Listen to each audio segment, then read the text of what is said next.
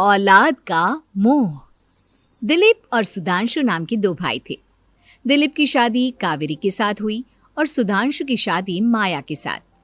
शादी के बाद दोनों भाई अपनी अपनी पत्नी के साथ खुशी खुशी रहा करते थे। दोनों भाइयों के परिवार एक ही घर में रहता था। साथ में खाना, साथ में घूमना, कुल मिलाकर दोनों भाइयों का परिवार खुशहाल परिवार था। कुछ सालों के बाद दिलीप की पत्नी कावेरी को एक बेटा हुआ। भैया, आज मैं बहुत खुश हूँ। चाचा बन गया हूँ मैं। हाँ भाई साहब, इस बच्चे के घर में आने से तो रौनक आ गई है। मैं सबको बताऊंगी कि मैं तो चाची बन गई हूँ, चाची। तुम दोनों कितने अच्छे हो। हमारे बच्चे के आने से ऐसे खुश हो रहे हो जैसे ये बच्चा तुम्हारा ही हो। बस भैया, अब आपका बेटा इस दुनिया में आ गया ना, हम भी कोशिश करेंगे कि हमारा भी बच्चा जल्दी से इस दुनिया में आ जाए। और फिर आपका और हमारा बच्चा दोनों मिलकर दिन भर घर के आंगन में खेला करेंगे। कितना मजा आएगा ना।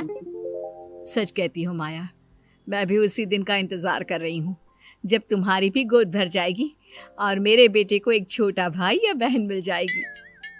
1 साल बीत जाता है। दिलीप और कावेरी का बेटा अब 1 साल का हो चुका था, लेकिन सुधांशु और माया की कोई औलाद नहीं होती। माया, लगता है कि हमारी जिंदगी में बच्चे का सुख ही नहीं है। ऐसा क्यों कहते हैं? दिलीप भाई साहब का बेटा भी तो हमारा ही बेटा है ना। तुम्हारी बात बिल्कुल ठीक है माया, लेकिन फिर भी हमारा खुद का एक बच्चा होता तो कितना अच्छा होता। हाँ, कावेरी भाभी भी हमेशा कहती हैं उन्हें अपने बेटे के लिए एक छोटा भाई या बहन चाहिए। लेकिन देखिए ना, हमारी तो किस्मत ही कितनी खराब है। हमारे तो सारे ट्रीटमेंट भी फेल हो चुके हैं। डॉक्टर ने भी साफ साफ कह दिया है कि तुम कभी माँ नहीं बन सकती। वही तो सुधांशु, बहुत बुरी किस्मत है हमारी। लेकिन माया, हम अपनी किस्मत को इतना क्यों कोस रहे हैं? हम दिलीप भाई साहब के बेटे को अपने बेटे की तरह ही प्यार कर सकते हैं ना। हाँ जी, बिल्कुल सच कहा। मैं भी वैसा कर सकती हूँ। चाची हूँ, उसे छोटी माँ का प्यार नहीं दूंगी क्या? कुछ दिनों के बाद दिलीप का एक दोस्त दिलीप से मिलने के लिए आता है। अरे क्या बात है दिलीप, बधाई हो बधाई। और घर तो काफी बड़ा है तुम्हारा। वैसे तुमने अपने बेटे के बारे में क्या सोचा है?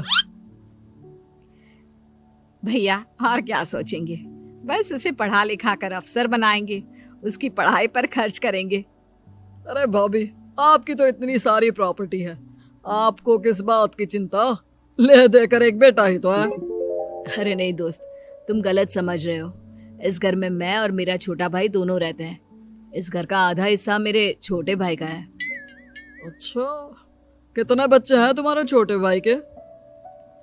भैया, उनके साथ ना कुछ प्रॉब्लम है। मेरी देवरानी कभी माँ नहीं बन सकती। अरे फिर किस बात की चिंता? अरे मैं तो कहता हूँ अपने बेटे के भविष्य के बारे में सोचिए ही मत। बस ये घर उसके नाम करवा दीजिए। देखिए, आपके भाई का भी कोई बच्चा नहीं है तो सब कुछ आपके बेटे को ही मिलना चाहिए। लेकिन ऐसा करना क्या सही होगा?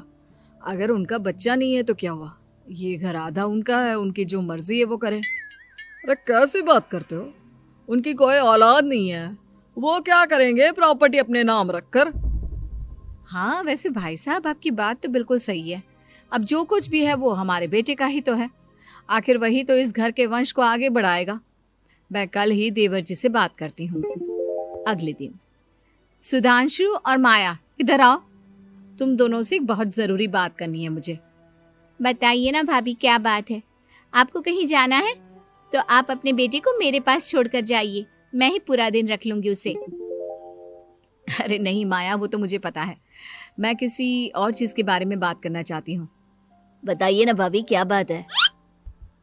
देखिए देवर जी, आपका कोई बच्चा है नहीं, लेकिन मैं जानती हूँ कि आप हमारे बेटे को अपने बेटे की तरह ही प्यार करते हैं। भाभी, बेटी की तरह नहीं, वो हमारा ही बेटा है। मेरे लिए तो वो मेरा ही बच्चा है। वही तो फिर क्यों ना ये सारी प्रॉपर्टी हम मेरे बेटे के नाम करवा दे, क्योंकि तुम्हारा हो या मेरा, हम सबका एक ही तो है बेटा। लेकिन भाभी, अभी तो वो सिर्फ 1 साल का है। अभी से प्रॉपर्टी उसके नाम करवाने का क्या मतलब है? देखे देवर जी, जो काम जितना जल्दी हो जाए ना उतना अच्छा। आने वाले वक्त का क्या भरोसा। भाभी भरोसा क्यों नहीं, हम तो हमेशा आपके बेटे को माँ बाप की तरह ही प्यार करेंगे। हाँ, लेकिन फिर भी मैं चाहती हूँ कि ये सारी प्रॉपर्टी मेरे बेटे के नाम हो जाए। अब मुझे नहीं लगता तुम दोनों को इसमें कोई भी परेशानी होगी, है ना? भाभी वैसे तो आप जो कह रही हैं वो बहुत जल्दबाजी है, लेकिन फिर भी अगर आपको ऐसा लगता है तो ठीक है, कल ही प्रॉपर्टी के पेपर बनवा लीजिए, मैं और माया उस पर साइन कर देंगे। इस तरह से अगले दिन प्रॉपर्टी के पेपर बनवाकर सारी प्रॉपर्टी दिलीप और कावेरी के बेटे के नाम पर करवा दी जाती है। कुछ दिनों के बाद सुधांशु, सुबह सुबह ये कौन लोग आ गए हैं तुम्हारे घर पर? भैया वो ऊपर वाला कमरा खाली पड़ा था ना, सोच रहा था किराएदार रख देता हूँ। लेकिन किराएदार रखने से पहले आपने हमसे पूछा भी नहीं। भाभी इसमें आपसे पूछने वाली क्या बात थी, हमें एक ही कमरे की जरूरत थी, इसलिए सोचा दूसरा कमरा किराए पर दे देते हैं, कुछ इनकम हो जाएगी। अरे माया, ये सारी प्रॉपर्टी अब मेरे बेटे के नाम पर है और यहाँ पर जो कुछ भी होगा उसके लिए तुम्हें मेरी या दिलीप की परमिशन तो लेनी पड़ेगी ना। हाँ सुधांशु, तुम्हारी भाभी ठीक ही तो कह रही है। अब देखो, तुमने खुद अपने हाथों से ये प्रॉपर्टी हमारे बेटे के नाम की है, वह अभी बहुत छोटा है, तो इस घर से रिलेटेड सारे फैसले तुम्हें हमसे पूछ कर लेने चाहिए। भाभी हमें तो लगा था कि आप हम लोगों से बहुत प्यार करती हैं, लेकिन आप तो हमारे साथ भेदभाव करने लगी। अरे, इसमें भेदभाव करने वाली क्या बात है? और मैंने कौन सा तुमसे कुछ गलत मांग लिया? अरे ले देकर मेरा बेटा इकलौता इस पूरे वंश का वारिस है, सब कुछ उसके नाम है। तुम्हें इस बात से जलन क्यों हो रही है? भाभी माया को जलन नहीं हो रही, वो तो बस ऐसे ही कह रही थी। सब जानती हूँ मैं, इसकी खुद की तो कोई औलाद पैदा नहीं हुई, बस इसीलिए जब देखो तब मेरे बेटे पर बुरी नजर डालती रहती है।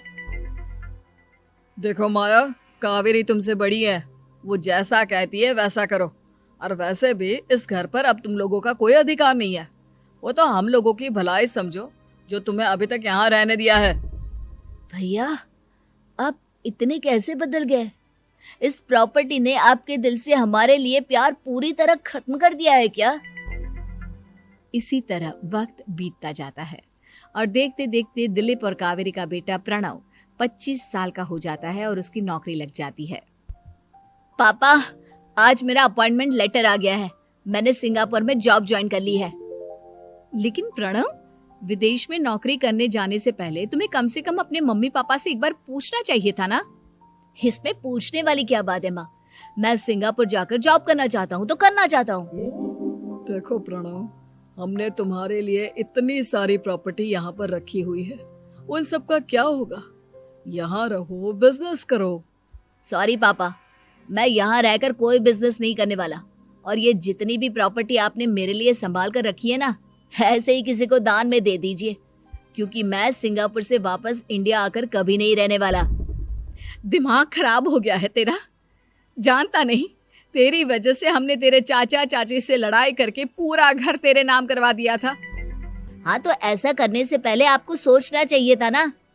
और मम्मा, मैं तो वैसे भी उस वक्त 1 साल का था, मेरा इस मैटर से कोई लेना देना नहीं है। कैसी बात कर रहा है ये लड़का? अरे तेरी वजह से अपने छोटे भाई से दुश्मनी लेकर बैठा हूं मैंने तो उसे घर से भी निकाल दिया। जानता नहीं तू, बाजू वाले घर में एक छोटा सा कमरा किराए पर लेकर रहते हैं तेरे चाचा चाची, और ये सब मैंने तेरे लिए किया। देखिए पापा, आपने जो कुछ भी किया अपने लिए किया। मैंने आपसे कब कहा था कि मुझे ये प्रॉपर्टी और घर चाहिए? और वैसे भी अपने भाई के साथ इस तरह का बिहेव करके आपने कोई अच्छा काम तो किया नहीं। तू सही कह रहा है बेटा, हमने तेरे चक्कर में अपने छोटे भाई जैसे देवर और बहन जैसी देवरानी को इस घर से निकाल दिया। बहुत बड़ी गलती हो गई मुझसे।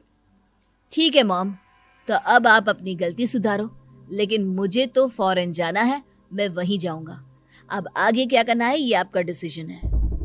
और प्रणव सिंगापुर जॉब करने के लिए चला जाता है। कुछ दिनों के बाद जब दिलीप और कावेरी को अपनी गलती का एहसास होता है तो वो सुधांशु के घर पहुंचती है। सुधांशु, माया, हमें माफ कर दो, हमसे बहुत बड़ी गलती हो गई। क्या हुआ भाभी? आज इतने सालों के बाद आप हम गरीब लोगों के घर क्या करने आई हैं? भाभी, हमने तो खुशी खुशी अपने भतीजे को सब कुछ दे दिया, अब हमारे पास कुछ भी नहीं बचा है। भाई, मुझसे बहुत बड़ी गलती हो गई। जो तेरे जैसे भाई को मैंने प्रॉपर्टी के चक्कर में घर से निकाला और जिसके लिए मैंने ये सब कुछ किया, वो खुद ही विदेश चला गया।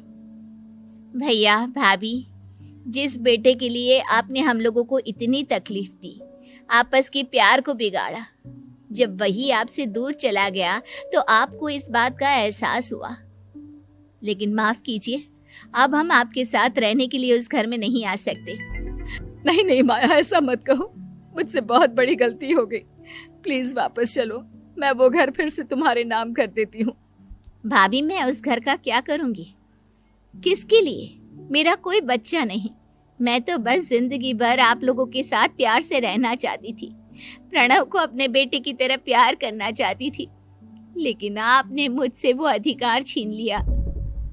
भाभी और भैया, एक सवाल पूछना चाहता हूँ आप लोगों से। जो बच्चा कुछ ही दिन पहले दुनिया में आया हो, जिस बच्चे के भविष्य का आपको पता ही ना हो, उसके लिए अपने पुराने रिश्तों को तोड़ देना, अपने सगे रिश्तेदारों से दुश्मनी मोल लेना, उनके साथ झगड़ा करना, उनकी बेइज्जती करना, क्या ये सही है?